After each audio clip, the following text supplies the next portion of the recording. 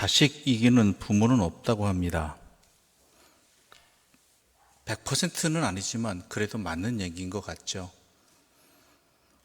이미 겪으신 분도 계실 것이고 앞으로 겪으실 분도 계실 것입니다.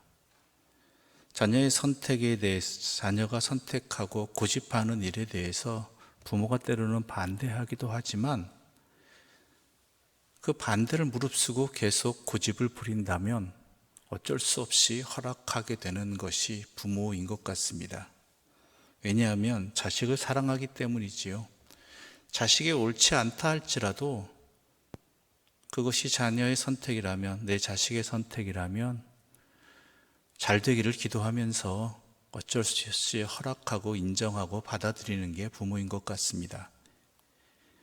특히 자녀의 결혼 문제에 있어서는 이 부분에 있어서 더욱 그렇죠.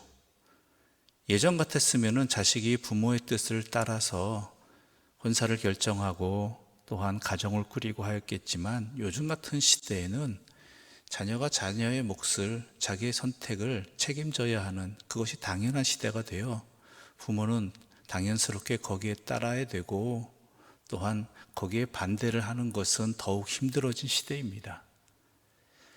그렇지만 또한 부모된 마음이 부모의 마음이 아니라 할지라도 먼저 결혼하고 가정을 꾸린 사람으로서의 사람 보는 눈과 또한 그 여러 가지 살피는 것들이 이미 경험이 있기 때문에 그러지 말아야 되는데 이게 더 중요한데라는 생각은 벗어날 수가 없죠. 그래서 소갈이 하는 경우도 있고 이미 결혼한 자녀에게도 이런 부분을 넌지시 표현하기도 하고 그 표현들이 때로는 갈등을 일으키기도 합니다. 그럼에도 불구하고 신경을 끌 수 없는 게 부모 자식 간의 관계 아니겠습니까? 오늘 본문의 아브라함과 이삭의 관계가 그러합니다. 어찌 보면 이 아브라함의 행동이, 그 선택이 오늘 우리들에게 자녀에게 있어서 중요한 것이 무엇인가를 분명히 알려주는 신앙적인 모습이 아닌가 싶습니다. 그런데 오해하지 마셔야 될 것은 꼭 이 방법, 이 식대로만 해야지 된다가 아니라 그 안에 담겨 있는 근본적인 내용을 우리가 볼 줄 알아야 된다는 것이죠. 1절의 말씀은 이렇게 되어 있습니다. 1절 함께 읽어보겠습니다. 아브라함이 나이가 많아 늙었고 여호와께서 그에게 범사의 복을 주셨더라. 아브라함의 나이가 많아 늙었다라고 되어 있습니다. 더 늙은 이유 중에 하나는 아내가 세상을 떠났지요. 특히 남편들은 아내가 세상을 떠난 다음에는 더 확 늙는다고 합니다. 이것은 육체적인 나이도 있겠지만은 마음의 심적인 나이도 예전과 같지 않다라는 것입니다.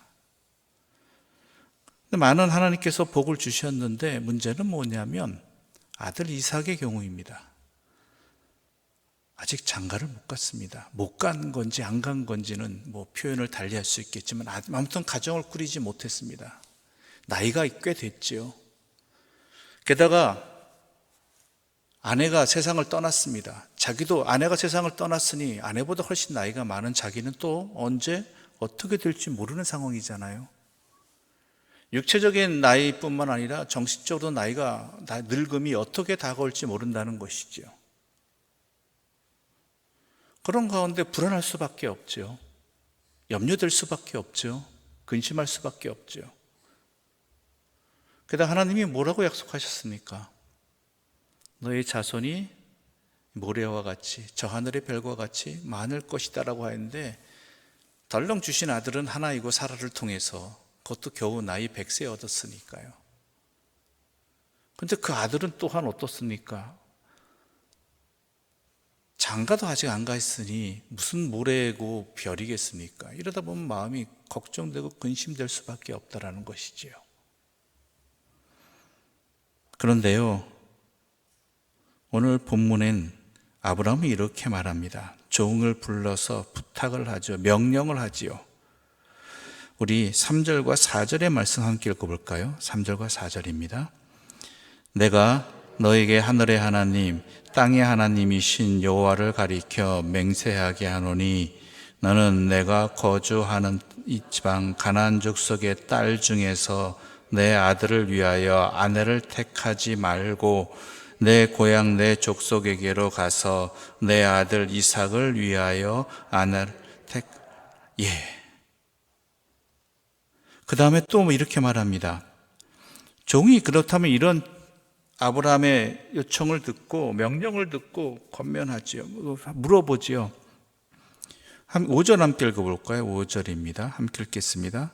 종이 이르되 여자가 나를 따라 이 땅으로 오려고 하지 아니하거든 내가 주인의 아들을 주인이 나오신 땅으로 인도하여 돌아가리이까. 예. 걱정되는 것은 문제는 뭐냐면 그 여자가 그러니까 택한 사람이 이곳으로 오려고 하지 아니하거든 어찌합니까? 라는 것이죠. 그러니까 얼굴도 보지 않았는데 그러니까 여자라는 개념이 그 여인 개인을 말하는 것도 있겠지만 그 여자 가문을 말하는 것이죠. 그 여자 가문에서 신랑 얼굴도 보지 못했는데 그 신랑이 어떤 존재인 줄 알고 우리가 귀한 내 딸을 주겠느냐 이런 의미도 있겠지요. 그런데 아브라함은 이렇게 얘기합니다. 6절과 7절의 말씀 함께 읽겠습니다. 6절과 7절입니다. 아브라함이 그에게 이르되 내 아들을 그리로 데리고 돌아가지 아니하도록 하라. 하늘의 하나님 여호와께서 나를 내 아버지의 집과 내 고향 땅에서 떠나게 하시고 내게 말씀하시며 내게 맹세하여 이르시기를 이 땅을 내 씨에게 주리라 하셨으니 그가 그 사자를 너보다 앞서 보내실지라 내가 거기서 내 아들을 위하여 아내를 택할지니라. 아멘. 내 아들을 굴로 데려가지 말라라고 이야기합니다. 이유는 하나입니다. 하나님께서 이 땅을 너의 씨에게 주겠다 하셨으니까 하나님께서 이 모든 일을 허락하시고 이루실 것이다 라는 것이죠.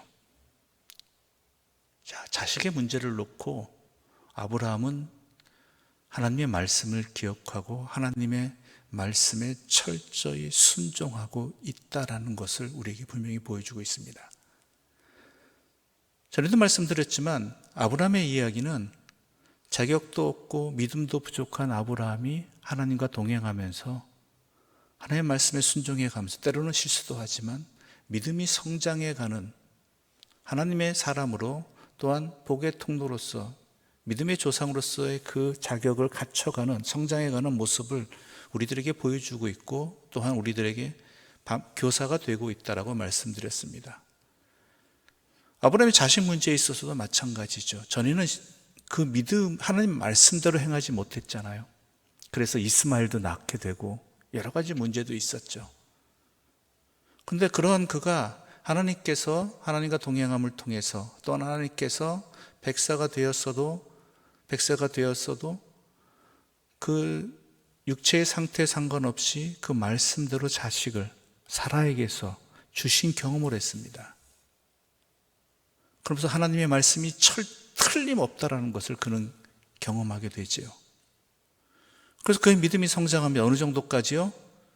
아브라함이 하나님께서 너의 그 아들을 나에게 바쳐라 했을 때에 그 아들을 바칠 정도로 그 믿음이 성장했다라는 것입니다. 그토록 귀한 아들이잖아요. 또 언제 자식이 생길지 모르는 상황인데 하나님의 말씀을 그만큼 믿었다라는 것이죠. 이렇게 하나님이 하신다면 거기에 또 다른 하나님께서 택하신 이유가 이렇게 하라고 하신 이유가 있을 것이다라는 그 믿음이 바로 이삭을 하나님께 바친 그 사건을 통해서 분명하게 드러났다는 것이죠. 아브라함에게 있어서 자식 이삭이 태어나는 것이 그의 인생의 가장 행복한 순간이고 가장 절정의 순간이었다면 하나님에게 있어서 아브라함이 이렇게 믿음이 성장하였다는 것, 이것이 하나님에게 있어서 아브라함에게 가장 소중한 시간이었을 것입니다. 경험이었을 것입니다. 그것이 오늘 본문에도 여실히 드러납니다. 자식의 결혼 문제에 있어서 그는 하나님의 말씀을 기억하였고 또한 철저하게 하나님의 말씀대로 행하고자 하는 모습이 오늘 본문에 나타나 있죠. 그가 나이 들었다는 것, 아내가 죽었다는 것, 더 이상 그런데 그놈의 아들은 아직 결혼을 안 했다는 것, 이러한 여러 가지 급한 여건들에도 불구하고 그는 철저하게 하나님의 뜻대로 행하고자 하는, 이 집안 가나안 족속의 딸 중에서 내 아들을 위해서 내 아내를 택하지 말고 하라고. 장장 옮겨간 거리가 800km거든요. 거리가. 게다가 혹시 만약에 그쪽에서 이쪽을 보지 아니하고 줄 수 없다라고 이야기한다면 어떠합니까? 그때 하지 말아라. 아이고 이거 언제 또 귀에 있을 줄 알고요. 그럼에도 불구하고 하나님께서 이렇게 말씀하셨다라는 것이죠. 우리에게 약속해 주신 것이다. 그러므로 그 약속의 말씀에 의지하여서 나아가 행해야 된다, 선택해야 된다, 결정해야 된다라고 분명히 말하고 있는 것입니다. 중요한 건 바로 이것입니다.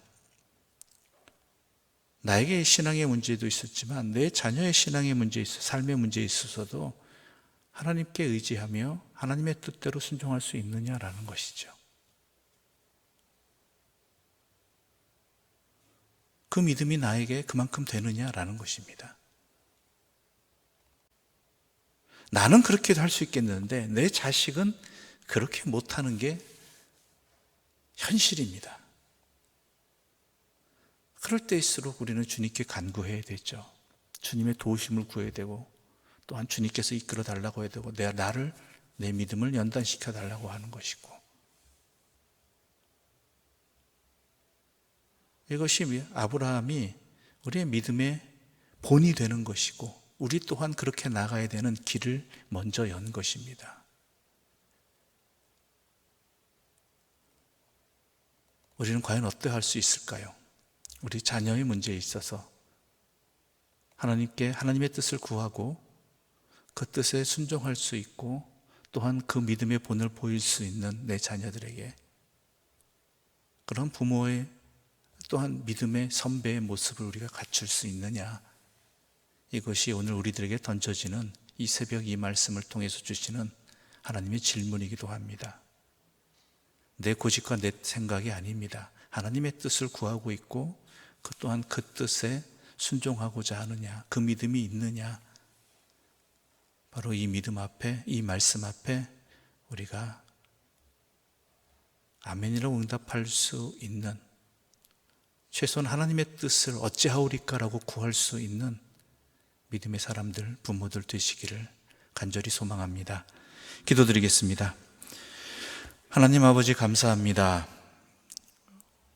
우리의 믿음이 성장하기를 원합니다. 우리의 믿음이 또한 내 자녀들에게 이어지는 복된 믿음의 자리, 믿음의 가문이 되기를 원합니다. 그러기 위해서는 또한 내 자신이 주님 앞에 신앙의 연단을 하고 받고 또한 믿음이 성장해야 됨을 분명히 알려주셔서 감사합니다. 특히 내 자녀의 문제를 놓고 주님 앞에 간구할 때에 주님의 뜻을 구하고 그 뜻에 순종하는 믿음을 달라고 이렇게 간구할 수 있는 우리들이 되게 하여 주시옵소서. 예수님의 이름으로 기도드립니다. 아멘. 하늘에 계신 우리 아버지의 이름을 거룩하게 하시며 아버지의 나라가 오게 하시며 아버지의 뜻이 하늘에서와 같이 땅에서도 이루어지게 하소서. 오늘 우리에게 일용할 양식을 주시고 우리에게 잘못한 사람을 용서하여 준 것 같이 우리 죄를 용서하여 주시고 우리를 시험에 빠지지 않게 하시고 악에서 구하소서. 나라와 권능과 영광이 영원히 아버지의 것입니다. 아멘.